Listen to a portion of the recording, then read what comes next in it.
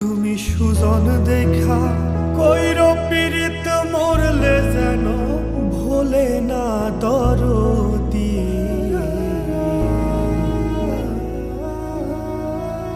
প্রেমের মোরা জলে ডোবে না,